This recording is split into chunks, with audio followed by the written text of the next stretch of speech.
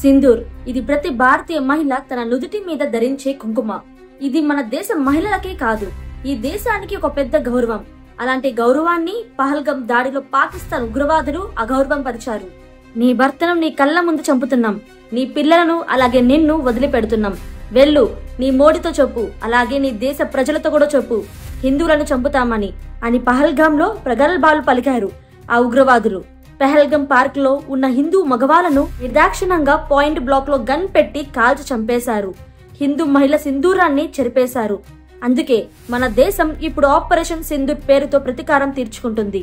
మహిళలకు జరిగిన అన్యాయానికి వ్యతిరేకంగా ఇప్పుడు భారత సర్కార్ సింధు పేరుతో సర్జికల్ ఆపరేషన్ జరిపి పాకిస్తాన్ లో 9 ఉగ్ర స్థావరాలపై ఎయిర్ స్ట్రైక్ చేసింది. ఆ స్థావరాలను పూర్తిగా నాశనం చేసింది.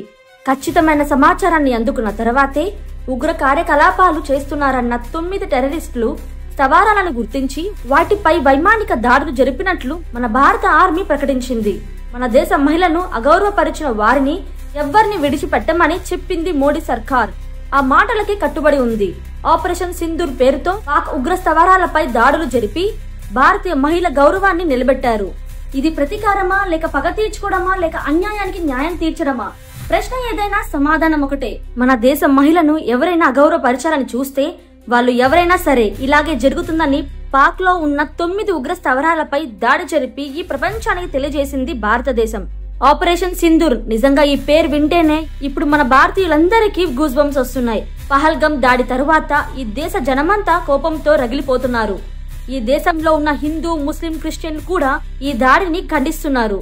పాకిస్తాన్ కు తగిన బుద్ధి చెప్పాలంటూ నినాదాలు చేస్తున్నారు. నిజంగా ఇప్పుడు అదే జరిగింది. మన దేశం మన మహిళలకు జరిగిన గౌరవానికి ప్రతీకారం తీర్చుకుంటుంది. మంగళవారం అర్ధరాత్రి 1:44 ఉన్నట్టుండి సడన్ గా పాకిస్తాన్ ఉలిక్కి పడింది. మన మెరుపు దాడికి భారత్ ఆర్మీతో పాటు ఎయిర్ ఫోర్స్, నేవీ బలగాలు ఈ దాడిలో పాల్గొన్నాయి. స్థావరాలపై మిసైల్స్ తో విరుచుకుపడుతున్నారు. పాకక్రమిత కాశ్మీర్ తో పాటు పాకిస్తాన్ లో ఉన్న ఉగ్ర స్థావరాలు అలాగే ఉగ్రవాదులకు ఆయుధాలు అందించి స్థావరాలు భారత్ పై దాడులకు కుట్ర పన్నినట్లు తెలిసిన మొత్తం 9 స్థావరాలపై దాడులు చేశారు. ఈ దాడుల్లో ఎటువంటి అపశృతులు జరగలేదని, ముందే పాక్ ఆర్మీ స్థావరాలపై దాడులు జరపకూడదని నిర్ణయించుకోవడంతో ఉగ్ర స్థావరాలని టార్గెట్ చేసుకుని దాడులు జరిపినట్లు మన ఆర్మీ చెప్పింది. ఈ దాడితో మన ఇండియన్ ఆర్మీ పహల్గం దాడితో ప్రతీకారం తీర్చుకుంది. ఈ దాడిలో నష్టపోయిన వారికి న్యాయం చేసింది. ముఖ్యంగా మన భారతీయ మహిళలకు ఈ సింధూర్ ఆపరేషన్ తో చెరిగిపోయిన గౌరవాన్ని మళ్లీ తిరిగి తీసుకునొచ్చింది. ఆ రోజు మన దేశ మహిళలు సింధూరాన్ని పాక్ ఉగ్రవాదులు చెరిపేశారు కాబట్టే మన ఇండియన్ ఆర్మీ ఈ ఆపరేషన్ కు ఆపరేషన్ సింధూర్ అని పేరు పెట్టింది. ఆపరేషన్ సింధూర్ పాక్ ఆక్రమిత కాశ్మీర్ లోని కొట్లీ, ముజఫరాబాద్, పంజాబ్ లోని బహవల్పూర్ తో పాటు లోహర్ లోని ఒక ప్రాంతం అలాగే జైషే మహమ్మద్ హెడ్ క్వార్టర్స్ మర్కాజా పై విమాన దాడులు జరిపింది. పుల్వామా ఉగ్ర దాడికి ఇక్కడి నుంచి ప్లాన్ చేశారు. ఈ దాడులు జరిగిన తరువాత న్యాయం జరిగింది. జై హిందూ అంటూ ఇండియన్ ఆర్మీ ఎక్స్ లో పోస్ట్ చేసింది.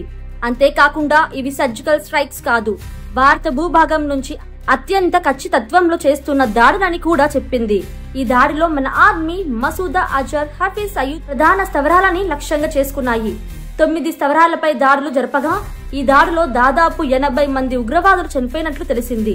అలాగే దాదాపు 55 మంది గాయపడినట్లు కూడా తెలిసింది. ఈ దాడులకు ముందు భారత్ మాక్ డ్రిల్ లో నిర్వహించింది. దీంతో పాక్ ఇవి జస్ట్ మాక్ డ్రిల్స్ మాత్రమే అని అనుకుంది. అదే అదునుగా చూసి భారత్ పాక్ లో ఉన్న ఉగ్ర స్థావరాలపై దాడులు జరిపింది. పహల్గం దాడి తరువాత ఇటు భారత్ అటు పాకిస్తాన్ లో యుద్ధం మేఘాలు కమ్ముకున్నాయి. సరిహద్దులు కవ్వింపు చర్యలు మాత్రమే కాదు, అక్కడక్కడ పాక్ భారత ఆర్మీలపై కాల్పులు జరిపింది. ఈ నేపథ్యంలో భారత్ కోపంతో రగిలిపోతుంటే అటు పాకిస్తాన్ మాత్రం భయంతో వణికిపోతుంది. ఎక్కడ భారత్ తమ దేశంపై యుద్ధం ప్రకటిస్తుందో, ఎక్కడ ఈ దేశ ఆర్థిక పరిస్థితి మరింత క్షీణిస్తుందో అని భయంతో వణికిపోతుంది. ఇప్పటికే సరిహద్దులో ఉద్రిక్త పరిస్థితులు నెలకొన్నాయి. ఈ దాడితో అవి తారస్థాయికి చేరుకునే ఛాన్స్ కూడా ఉంది. అంతకు ముందు పాకిస్తాన్ సరిహద్దు నియంత్రణ రేఖ వెంబడి కాల్పులకు పాల్పడింది. ఈ కాల్పుల తరువాత భారత్ ధర్మశాల, లేహ్, జమ్మూ, శ్రీనగర్, అమృత్సర్ లోని విమానాశ్రయాలు కొన్ని గంటల పాటు మూసివేసింది. పాకిస్తాన్ లో భారత్ దాడులు జరిపిన వెంటనే ఆ దేశం అలర్ట్ అయింది. భయంతో వణికింది. ఎక్కడ ఎప్పుడు ఎలాంటి దాడులు జరుగుతాయో తెలియక సందేహంలో మునిగిపోయింది. ఇప్పటికే పాకిస్తాన్ తన సైన్యాన్ని అలర్ట్ చేసి ఉంటుంది.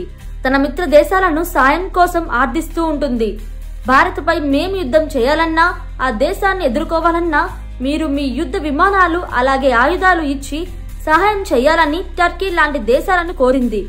ఎప్పుడైనా సరే భారత్ తమ దేశంపై మరిన్ని దాడులు జరపొచ్చని ఆందోళన చెందుతూ ఎప్పటికప్పుడు ప్రకటనలు విడుదల చేస్తుంది. అంతేకాకుండా ఈ దాడుల తర్వాత పాకిస్తాన్ అప్రమత్తమై లాహోర్, సియార్లక్ ఎయిర్పోర్ట్లను 48 గంటల పాటు మూసివేసింది. భారత్ తో పెట్టుకుంటే ఎంతకైనా తెగిస్తాం, కానీ ప్రపంచ శాంతి కోరే దేశం మాది.